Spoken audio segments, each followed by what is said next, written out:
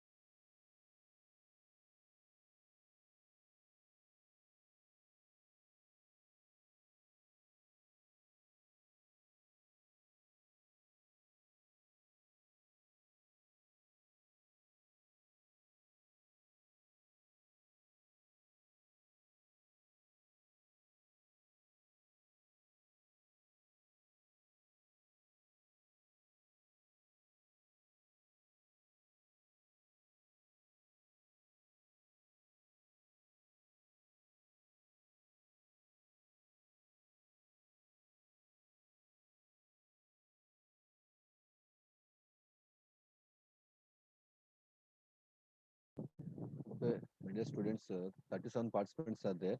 The strength is slowly increasing. Okay, the time is now 11:07. Now I'm starting the session. Right, I'm muting you all.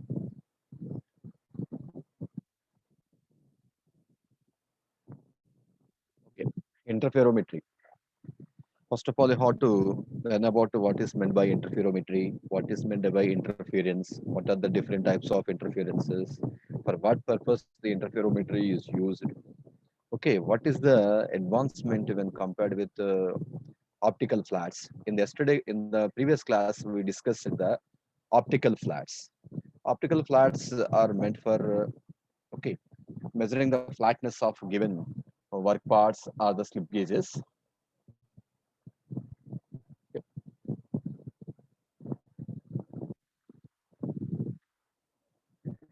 is already discussed, but there are some difficulties or disadvantages with the optical flats. What are the disadvantages? Always you have to place the optical flat in the inclined position with the work part to be tested. That is a difficult task always in order to orient the optical flat in its position. Okay, that is one drawback. And the other is always you have to read the fringes, viewing from the top of the optical flat. It is not possible to view the fringes, from the top. These two difficulties are simply overcome by using this interferometry. In this interferometry, again, we are going to apply the optical flats, with the in order to get the clear image of the fringes. And in order to hold the optical flats in their position, there is a provision in this interferometry. That means you can hold the optical flats in their position with some provision provided in the interferometers, right? And the difficulty is cleared, and also the fringe pattern is clearly visible by using this eyepiece. Completely the eyepiece is used in order to get the clear cut image of the fringes. Those two difficulties are overcome in this interferometry when compared with optical flats. Now we are moving to actual interferometry. What is interferometry? If you observe the water, if you drop two stones at the same time, these dropped stones creates waves, water waves. Those waves will try to travel. Here if you observe in this diagram, here one stone is dropped here, another stone is dropped here. Because of these stones, those creates waves. Those two waves, if you observe here, intersect here. Those two waves created by the dropping of stones simply intersect here. That is the interferometry. That means interferometry is a technique in which electromagnetic waves are superimposed, causing the phenomenon of interference. In this interferometry, electromagnetic waves are superimposed, one overlapped with each other. This creates the phenomenon of interference. If those two waves created or overlap each other, intersect each other, that creates interference. That interference creates some pattern. By reading this pattern, you can conclude the given workpiece is flat or not, or it is convex or concave. Based on the obtained fringe pattern. These are called these waves are the intersection of these waves. This is called a fringe pattern. This fringe pattern we will observe in order to uh, that means in order to conclude whether the given work part is a flat surface or concave surface or convex surface or having any inclinations in the surface. Those are all simply obtained with the help of fringe patterns. Here, if you observe here, interferometry is a technique in which electromagnetic waves are superimposed, causing the phenomenon of interference, which is used. This interferometry is used to extract information from the given workpiece. The information may be flatness or the waviness or any inclination or convex or concave. That is the information you are going to extract with the help of interferometry, right? Interference is a phenomena, clear cut. This is first para indicates describes interferometry, and the second para, if you observe here, interference is a phenomena in which two waves superpose to form a resultant wave of greater, lower, or the same amplitude. If the two waves are interfere or superimposed, then there is a possibility to generate a new wave. It may have higher amplitude than the two waves, considered waves, and it may have lower amplitude or it may have same amplitude. When the two waves are superposed, automatically we are going to get a new wave having amplitude, greater amplitude or lower amplitude or the same amplitude. Right? This means when the two waves are superposed, that phenomena that is called interference. Interference is a phenomenon in which two waves are superposed to form a resultant wave of greater, lower, or the same amplitude. Simply observe this a small short video. Okay, it indicates how the waves are interfering. What is interferometry? How the waves are interfering. Simply observe a small slide having only 2 minutes, right? Observe clearly. Two waves are coming from the sources, from this source.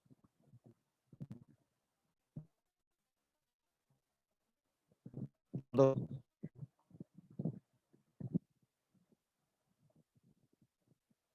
two reflective surfaces are there. This is one reflective surface, the other reflective surface. This is the source, illuminating source. It gives the light rays.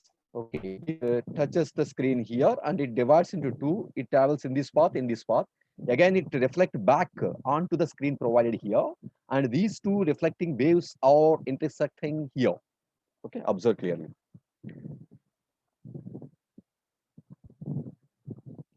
Here, the two reflected waves are simply overlap. Okay, superpose. Here, in order to generate the fringe pattern, by studying the fringe pattern, okay, you can conclude the surface is flat surface or convex concave like that. Okay, observe here. Only one power, one illuminating surface is the light source. Is it generate light source? It is divides into two and it travels to the mirrors, reflective mirrors, two reflective mirrors. From the rules reflective mirrors, it is coming back and simply reaching the eyepiece. Here, these two are the reflective mirrors. The wave is coming back. From here also the wave is coming back. These two are simply overlap here, superimpose here in order to generate the fringe pattern. Okay, in the view of eyepiece.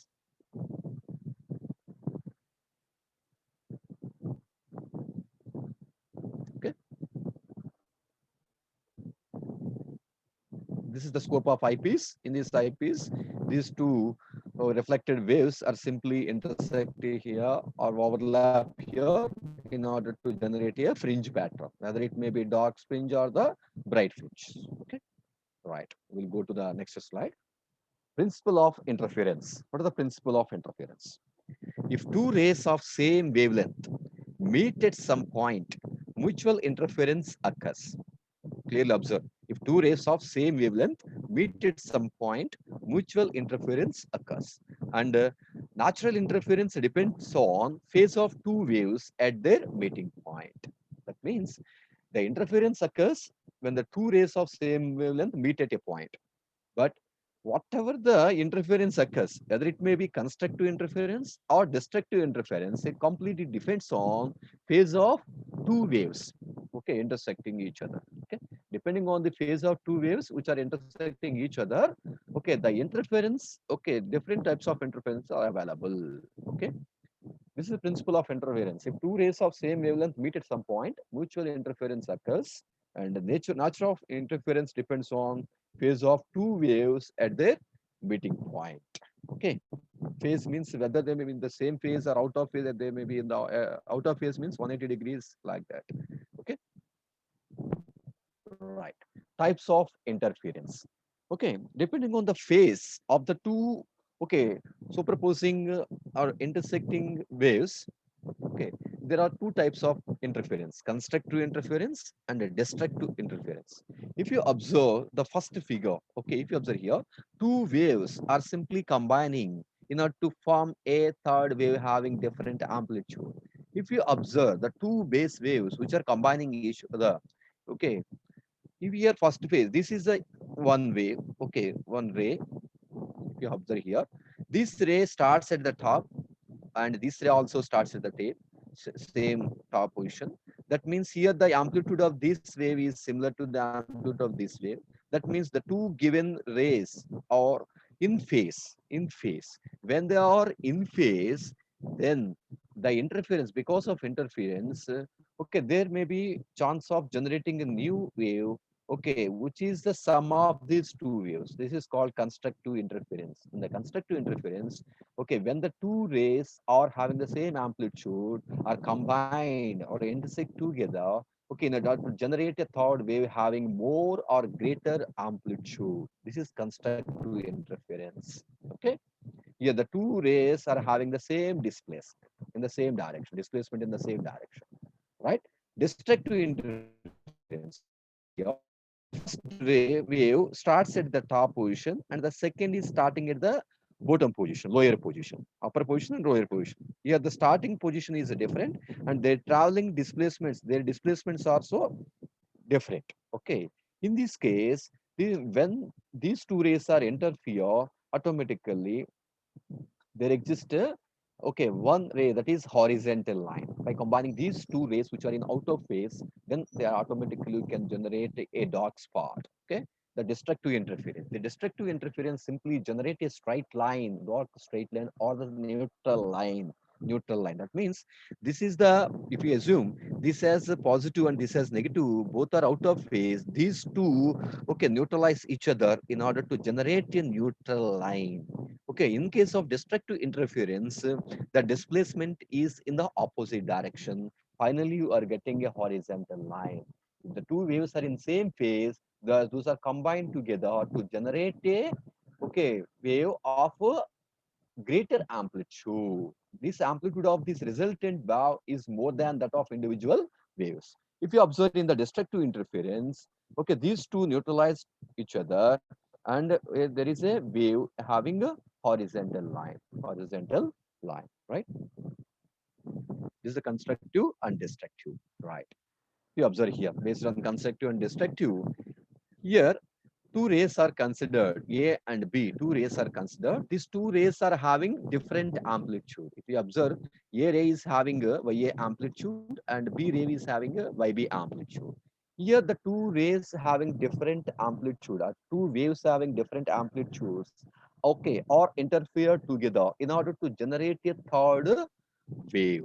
Okay, the resultant wave. Either the resultant wave is given by some of the displacements of the some of the amplitudes of these two rays. Okay, if the two waves of different amplitudes and they are in same phase are combined together, then the resultant wave or intensity is combination of intensities of the two waves. Okay, if two rays of different amplitude are in same phase, then resulting intensity will be the sum of the two intensities. If you observe here, the amplitude is sum of the amplitude of ray A and sum of the amplitude of wave B. Okay.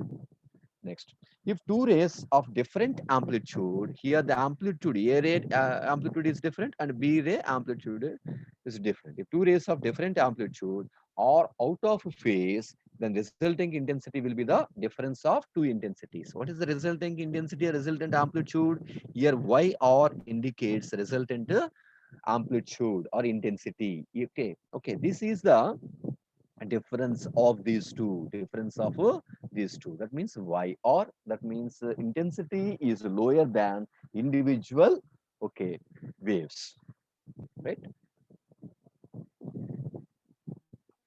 This is the case of destructive interference. Destructive interference. In the previous case, if you observe here, these two rays are having same amplitude. That is the reason why those two are nullified in order to get the horizontal line. But in this case, one ray is having maximum amplitude and the other ray is having some lower amplitude. The difference of those two Q is resultant amplitude. It is having some amplitude. This comes under destructive case and this comes under constructive case. These are of different amplitudes in same phase and this is of out of phase, right?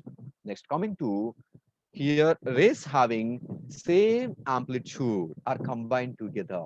Okay, if these two rays are having same amplitude and they are in same phase, if they are combined together, you are getting a ray or wave having maximum amplitude, the resultant wave.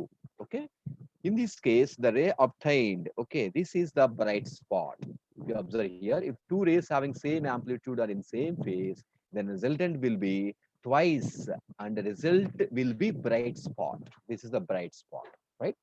And if you observe here, if two rays having same amplitude are out of phase, then the resultant will be a dark spot or a line, horizontal line. Okay. The two rays having same amplitude are combined together in order to generate a resultant wave having a bright spot.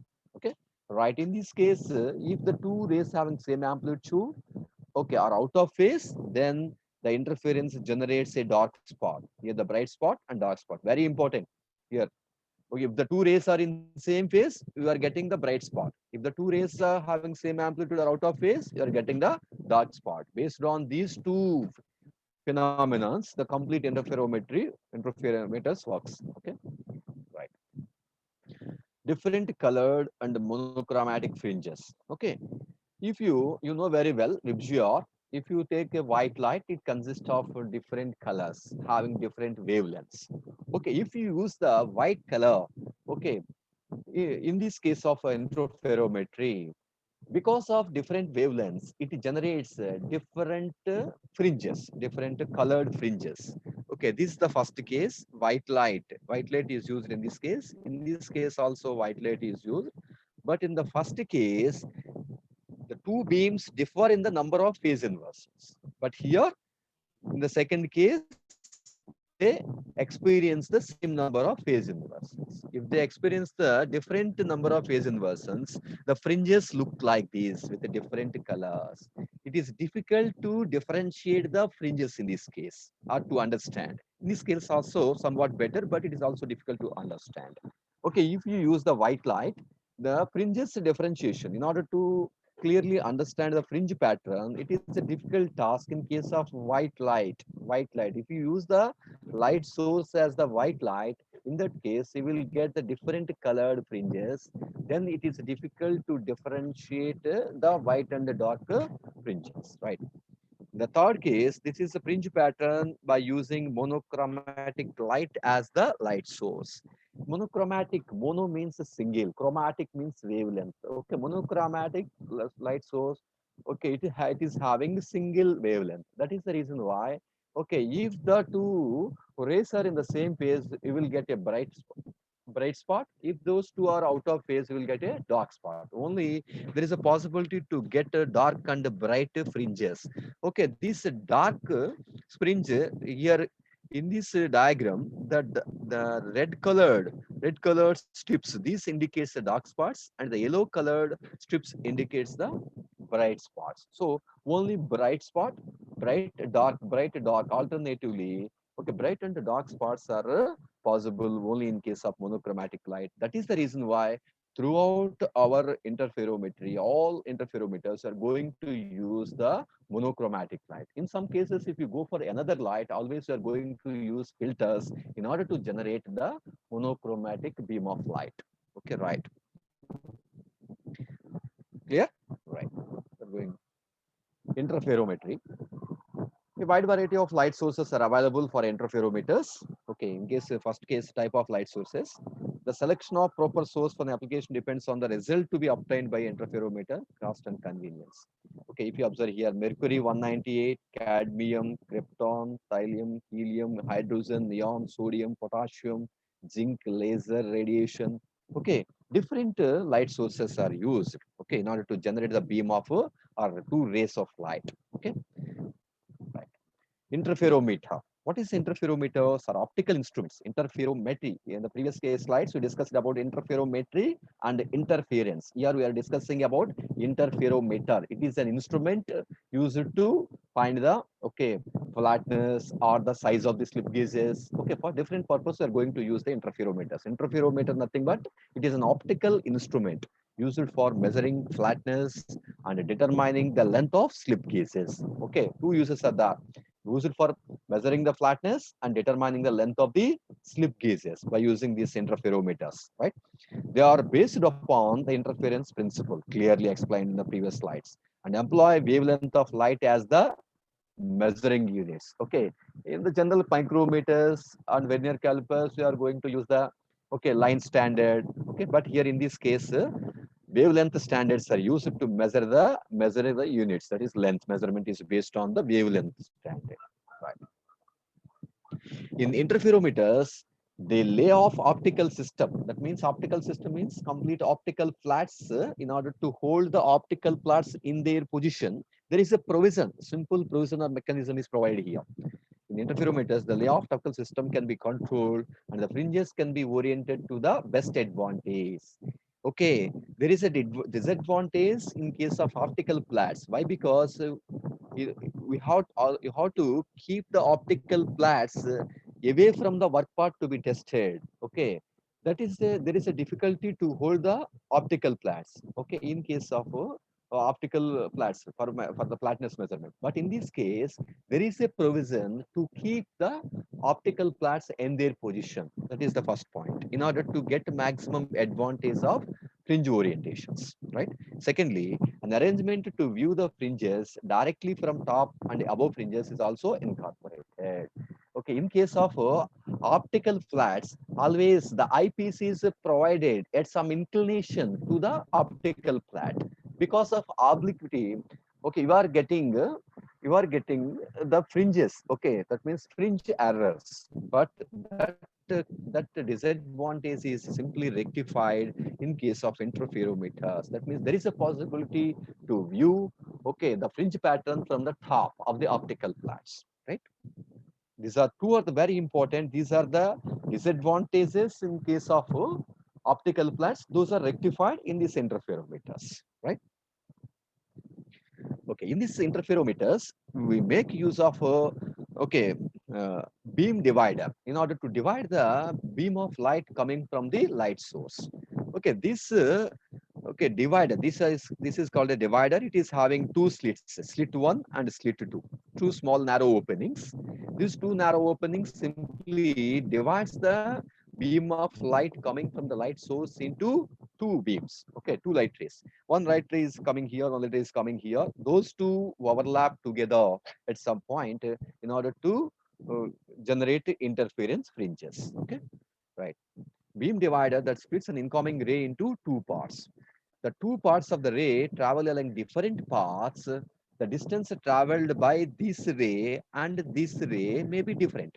Okay, if the difference between the path difference between the two rays is odd multiple of lambda by 2, then we are getting the dark spot.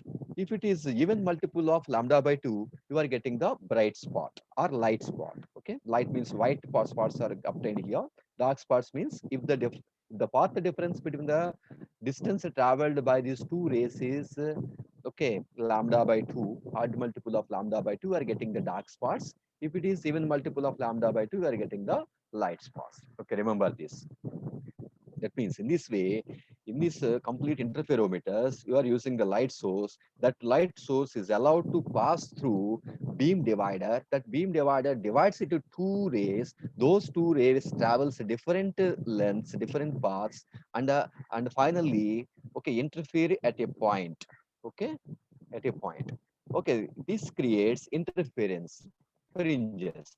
By studying the interference fringes patterns, you are concluding the given surface is flat or not or convex, concave like that. Okay, this is the principle, right?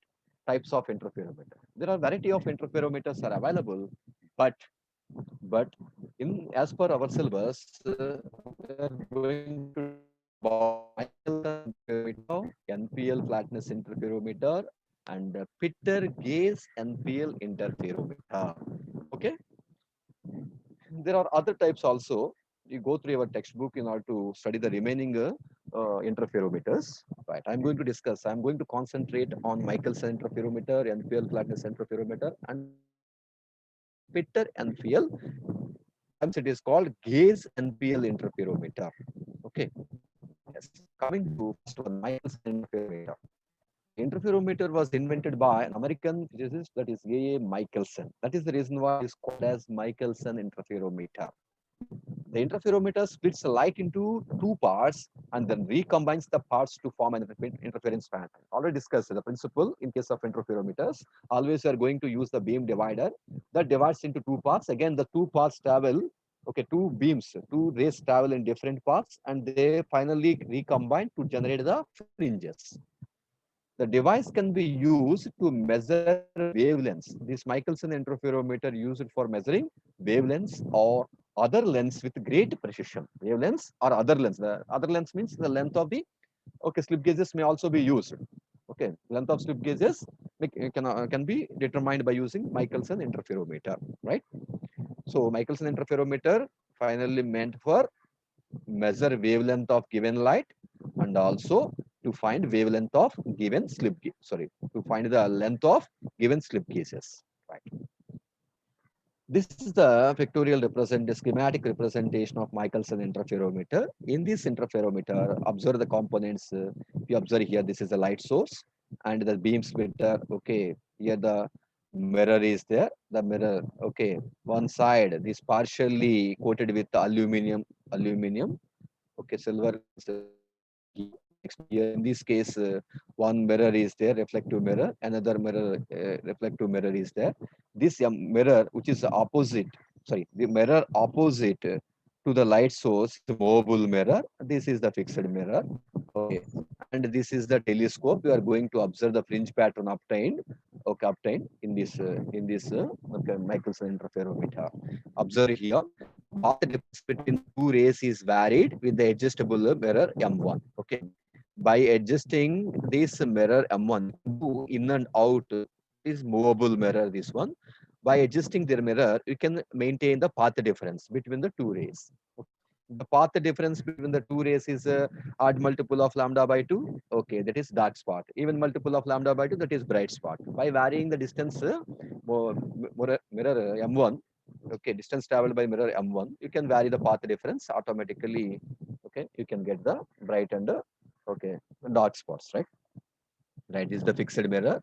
This is a silver coated mirror, and this is telescope here. A single ray of light is split into two rays by mirror M0. This M0 mirror is there. Silver coated mirror is there. Simply it splits the light ray which is coming from the right source, monochromatic light.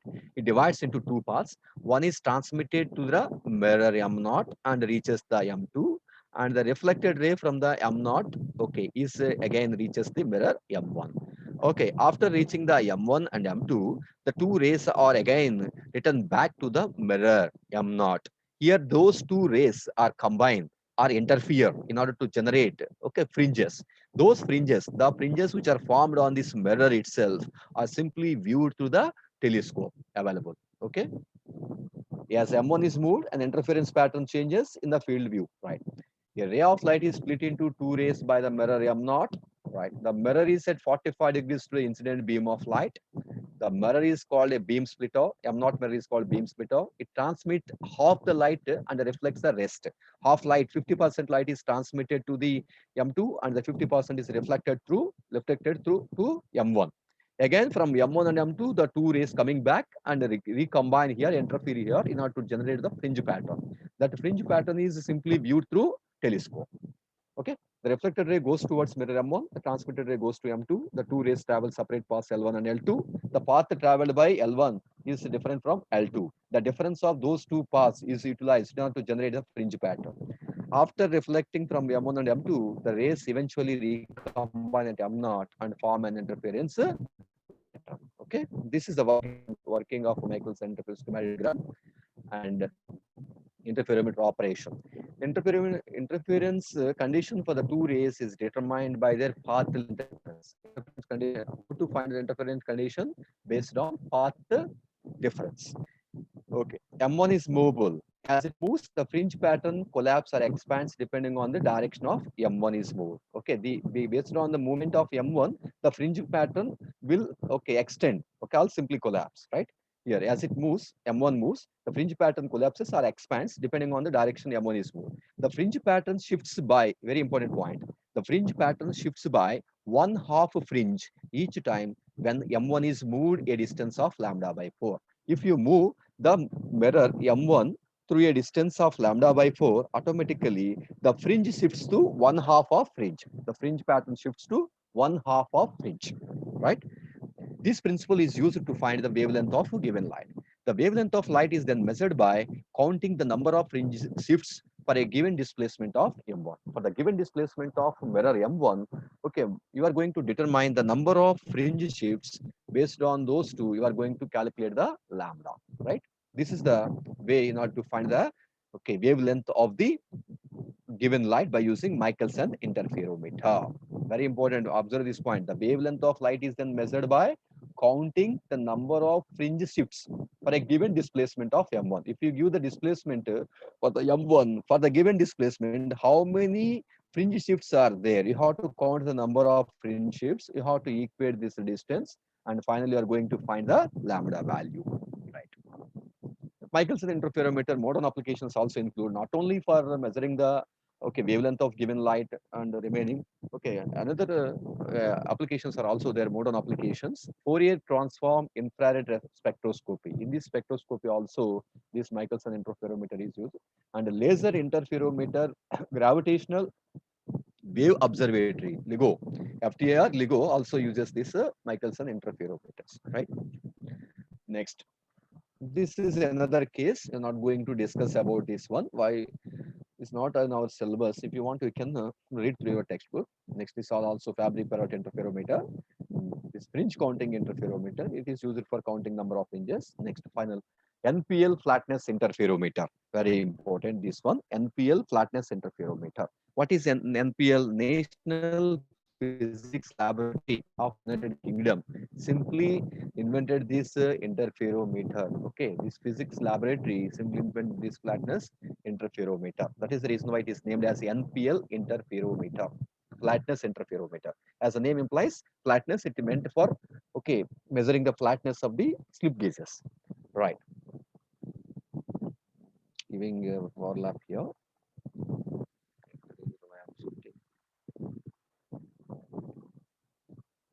Right. If you observe here, NPL class interferometer, it consists of different parts. If you observe coming from the bottom, here the base plate.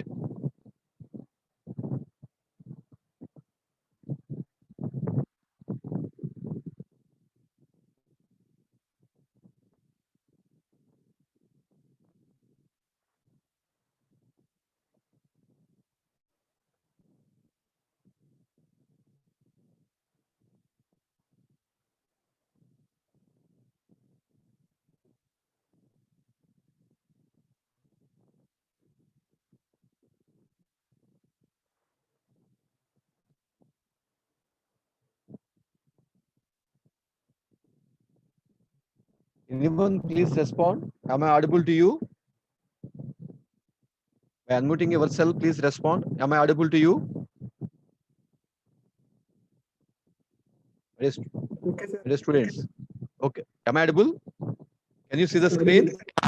Okay. Thank you. Thank you. Thank you. Thank you.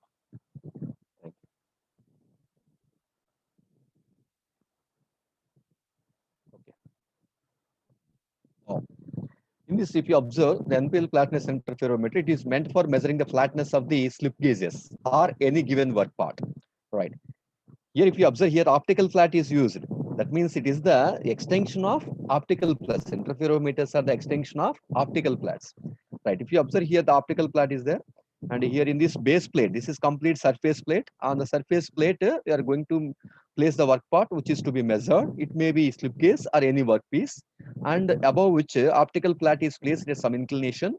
And again, there exists one collimating lens. And again, there exists a glass plate reflector. Again, the pinhole, the plate having pinhole, green filter, condensing lens, and light source. Here in this side, if you observe this eyepiece. Okay. Now we are going to discuss about the working of this NPL flatness interferometer. Here, the light source, whether it may be a mercury vapor lamp is provided here. From the mercury vapor lamp, the light is coming. The coming light is simply passes through the condensing lens. This condensing lens simply condenses or converges. The beam of light at the pinhole. If you observe here, the condensing lens are simply used to converge. The coming beam of light from the light source at the pinhole. Before converging here, this beam of light is allowed to pass through green filter. When the beam of light is passing through green filter, simply it filters different wavelengths. It only allows the monochromatic light source, that is green color. Green color, light, that is monochromatic light source, is only allowed to pass through this pinhole. By using this green filter, it filter out all the wavelength, all the light, different lights having different wavelengths. Only it allows the green light or monochromatic light. That is the reason why it is called as green filter. It only allows the green light. That means monochromatic light. It is having single wavelength. We already discussed what is the advantage of monochromatic light. It is having single wavelengths, and also it is very easy to study the fringe pattern. That is the reason why here one filter is provided to filter the different wavelengths of light. Only allows the monochromatic light. That monochromatic light is allowed to pass through pinhole in the plate. Okay, the pinhole means a narrow hole. It is meant for, okay, increasing the intensity of the beam of light. Okay, intensified beam of light is again simply reaches the collimating lens through glass plate reflector. Okay, this glass plate reflector, okay, simply transmits the ray of light through the collimating lens. After reaching the collimating lens, because of property of collimation, the collimating lens simply project the parallel beam of light. This parallel beam of light is allowed to reach the workpiece, okay, through optical flat. Okay, this light is passing through optical flat, finally it reaching the workpiece and also the base plate. Also the base plate. The base plate is complete surface plate. It is purely flat surface. Right. After reaching the workpiece, again the beam of light is reflected back from the surface plate and work part and the optical flat. Okay, from the three places, the rays are reflecting back. Okay, this reflected rays or simply reaches the glass plate reflector. Okay, and finally they are simply viewed through eyepiece. When these reflected rays comes here and those rays are interfere here, okay, in order to generate a fringe pattern, fringe pattern, right? If you observe the fringe pattern as shown in this first diagram, here observe these fringes, black colored fringes, these straight lines, horizontal lines are the fringes obtained. Okay, these are the fringes obtained from the base plate. Okay, that means surface plate. These are the parallel and parallel. These are all parallel and equally spaced lines. If you observe the rectangle inside here, this rectangle indicates the, okay, workpiece. Okay, in the workpiece also there exist fringes. Okay, these fringes simply coincident with the fringes of the surface plate. If you observe the fringe pattern like that, in this case, all the fringes are parallel to each other, equally spaced, and the fringes of workpiece coincide with the fringes of the base plate, then you can conclude that the given workpiece is flat. Okay, right. If you go for the second picture, in this case, here always the surface sheet plate is a flat plate. That is the reason why the fringes are always parallel to each other. The black horizontal fringes are parallel to each other and equally spaced. If you go for the workpiece, the fringes are parallel to each other and equally spaced, but the fringes of workpiece are not in line with the fringes of the surface plate or base plate. If you obtain the image like this, fringes like this, you can conclude that the workpiece is not flat. It is having variation. Variation means it may have concave surface or convex surface or some inclinations. They are simply calculated based on the different type of fringe patterns obtained. Okay, this is the working of NPL flatness interferometer. Right. Next. Now the time is 11:46. Okay, there is a time, 10 minutes time is there. We will continue for the remaining time. This is working. Whatever you are discussed in the, okay, diagram, the each and every point is here. Okay, you can read these points also. The light beam which carries an image of fringe is reflected back and directed by 90 using a glass plate reflector. Right. Here, in the interferometer, there is a provision to observe the fringes. But in case of optical flat, there is no provision. You have, with the naked eye, you have to observe. Okay, that creates errors in the fringe reading. Okay, that difficulty is overcome in this interferometer when compared with the optical flats. Also, our complete arrangement is simply provided in a casing. Okay, it may be metal casing or the, okay, fiber casing. And this optic, there is a provision here, but here it is not shown here in the diagram itself, but there is a provision to hold the optical flat in its position, right? That is the advantage. Right. This is the fringe pattern what you explained in the previous slides, right? If the fringes are straight, parallel, and equally spaced, the two surfaces are parallel, which means that gaze surface is perfectly flat. If the fringe patterns number of fringes is unequal, and since the base plate surface is ensured perfectly flat, always these are equal and equally spaced. parallel equal split, the workpiece surface has flatness as well. You can conclude if the fringes on the work part are not coincident with the fringes on the surface plate, then you can conclude that it is having some error, flatness error, right? This is the explanation about NPL interferometry. I will play after completion of next slides.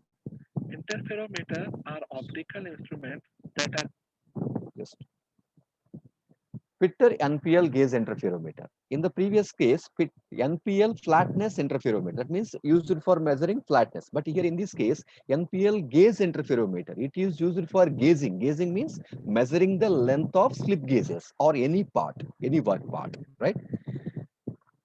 Okay, if you observe here, the schematic diagram, it consists of okay, base plate, the work part, it may be a slip gauge to be tested, and optical plate positioned here. And here, constant deviation prism is provided here. And we are behind it, that is the collimating lens. And behind this collimating lens, the illuminating aperture is there. It is having small opening. And again this crossbar and a monochromatic light source. Okay, always you're going to use a monochromatic light source because of easy to understand the fringe pattern obtained. Here, monochromatic light source, if you observe here, this interferometer is used for determining actual or absolute length of slip gauges, right? Illuminator provides a concentrated light source. If you observe, this monochromatic light, it provides a source of light. The source of light is allowed to pass through condensing lens. This condensing lens simply converges the beam of light at the illuminating aperture, that means plate having small hole. And after reaching this position, the beam of light is simply intensified. Why? Because it is passing through narrow passes. Simply it is intensified. The intensified beam of light is again allowed to pass through collimating lens. Because of its property, the collimating lens projects the parallel beam of light. This parallel beam of light is again allowed to pass through constant deviating prism. This constant deviating prism simply deviates the beam of light, okay, and it transfers, it directs the beam of light towards the optical flat, and finally it reaches the work part to be tested and the surface plate, right?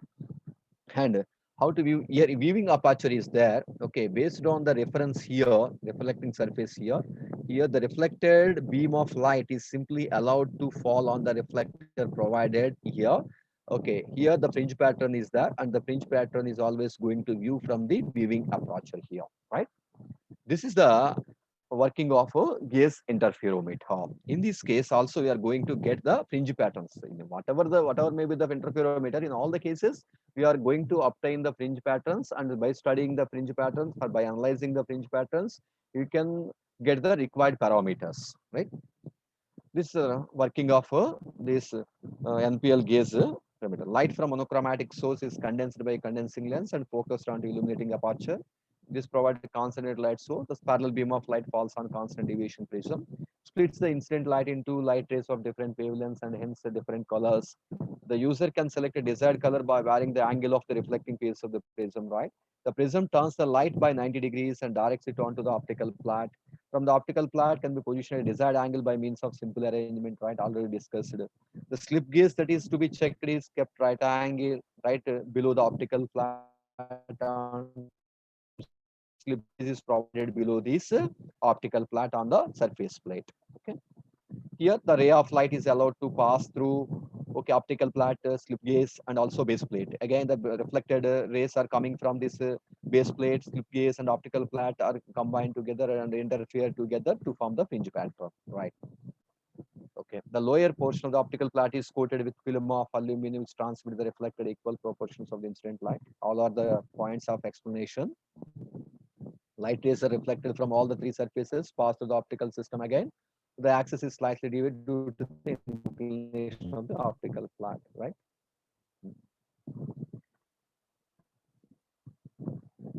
Right. Field view of fringe pattern. Okay, this is the view obtained in the eyepiece. Okay, if you observe here, these are all the, okay, more length lines are simply the those are obtained fringes from the surface plate. Okay, these are equally spaced and parallel to each other. If you observe, this is the slip gauge which is to be measured here. In this case, the fringes are obtained are deviated from the fringes of the surface plate. Okay, we are going to find the error. Okay, here there is a deviation from the, okay, okay, surface plate line to the okay workpiece fringe line. Okay, the deviation is represented by A, and this B indicates the okay gap between two fringes of this base plate. If you observe here, these are the two lines on the okay base surface plate. Okay, it is indicated by B, and A indicates the difference between a fringe on the line of fringe pattern of workpiece to the surface plate, right? It can be seen that the two sets fringes are displaced by an amount A with respect to each other. The value of A varies depending on the color of the incident line. The displacement A is expressed as fraction of the fringe spacing, which as follows, right? Okay, by measuring this variation or displacement in the fringe pattern, always you are going to find the length of the given slip case, length of the given case. You can count the number of fringes, okay, number of larger fringes here, number of fringes, and you can also find the errors by counting the number of fringes and the errors. Then you can get the length of the slip cases. Okay, right. This is the optical flat and the gaze, okay, fringe pattern obtained. Okay. By measuring these A and B distances, you can measure the length of the slip cases. This is a laser interferometer. This is also okay. You can go through your textbook to read this one. And I'm going to. This is all about interferometers. Totally 3 interferometers are discussed: Michelson interferometer, NPL flatness interferometer, and NPL gaze interferometer. Okay, right? In the today class, we discussed about interferometry and different types of interferometers available. Okay, I'm going to play the NPL interferometer okay video. If you want, you can okay, observe. 1 minute. Anyone, if you have any doubt, you can ask me. Dear students,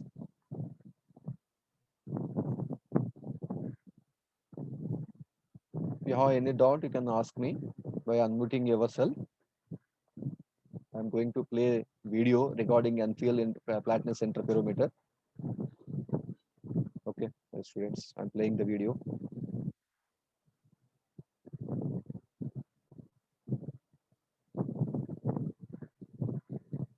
Interferometers are optical instruments that are used for very small linear measurements. They also used for verifying slip gauges and measuring flatness errors. An interferometer works on same principle of an optical flat, but instead of observing fringes through naked eyes, some viewing or recording arrangements are provided.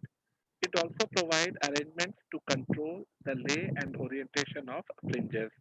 Now, this NPL interferometer was designed and developed by the National Physical Laboratory of United Kingdom. It is a simple optical system which provides the sharp image of the fringes. It consists of a base plate over which a workpiece is kept. Now, another element is an optical flat which can be arranged at an angle with workpiece. Now there is an arrangement through which you can change the angle of this optical It's flat. all about construction. Apart from that, it consists of a collimating lens, a glass plate reflector, a pinhole, a green filter, a condensing lens, and a light source. Now this light source is usually a mercury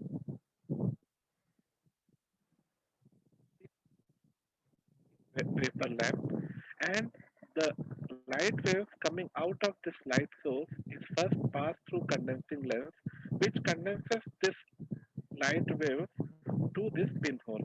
So it condenses this light waves to this pinhole.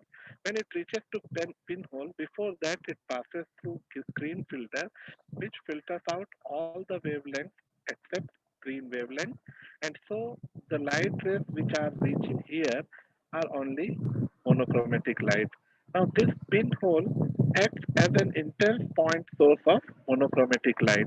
Now from this pinhole, monochromatic rays are coming out, and after passing through glass plate reflector reaches to collimating lens.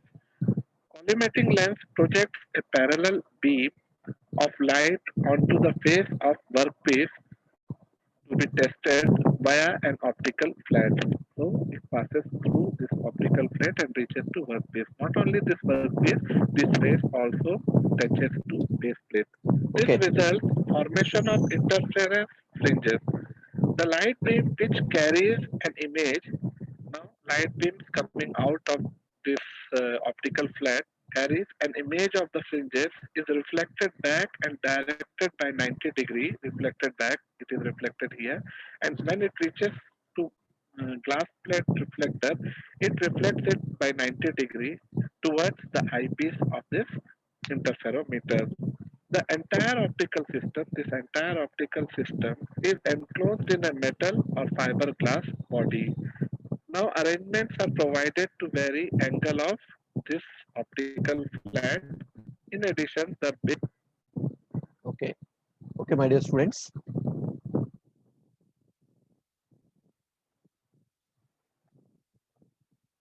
Okay, my dear students. Now the time is up. I think 11:50. Sorry, 11:59. That is the reason why I'm going to close the session. If you have any doubts, you can ask me. In the Saturday class, we're going to discuss about the remaining part. That is in the fourth chapter. There are comparators. We're going to discuss about comparators in the Saturday class. Okay.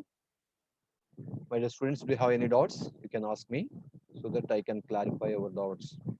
Very important interferometry, NPL patterns interferometer, Michelson Webb, very important. We've also go through our books for different types of other types of interferometers. Okay. Okay, my dear students, I'm closing the session.